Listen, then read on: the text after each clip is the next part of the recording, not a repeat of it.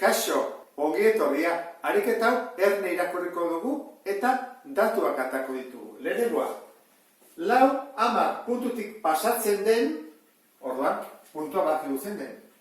Hortik pasara du, puntua, 10. Eta iberdin iruisa bost funtzioaren paraleloa den funtzioaren ekuazio idatzi. Guk aurkitu behar dugu ekuazio bat. Puntotatik pasatzen dena eta honen paraleloa.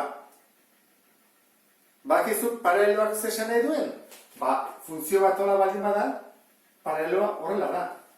Eta baldin bada horrela, beste ere bai, honek zesan nahi du, malda berdina dutela. Honen malda zein da? Begiratu behar dugu isaren koefizientea. Hor dago. Gogoratu zaitez, iberdin M isa gehien edelako. Malda. Orduan, honen malda da 3. Malda aurkitu dugu.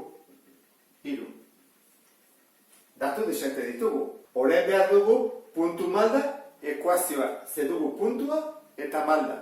Zein da ekuazioa gogoratzen zena, ezta? Iberdin B gehi M isa kena.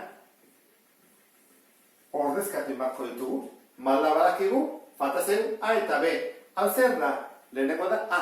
Gogoratu zaitez, Hau da A, eta hau da B. Orduan, A da 4, eta B da 10. Horrezka ezagun, iberdin. B, 10. Gehi, M, 3. Parenteseleki. Isa, ken, A, 4. Lehenengo mailako ekuazio bada. 3 bider isa, 3 isa, eta 3 bider minus 4, minus 12. Ez dugu bukatu, jarri behar dugu lehenengo 3 isa, eta gero 10 kera 12, minus 2. Eta lortu dugu ekuazioa, funtzioa izango da honen paraleloa, ikusten duzu bezala, eta pasatuko da puntu ontatik. 4, 10. Duda baldin badezu, egin dezakegu, Jarri 10 iaren lekuan, 3 bider 4, kenbi 3 bider 4, 12, kenbi 10. Ondo egin dugu. Honen paraleloa da eta puntu ontatik pasatzen da. Hau izango ditzake soluzioa. Horekin bukatzen dut, beste bat arte, agur.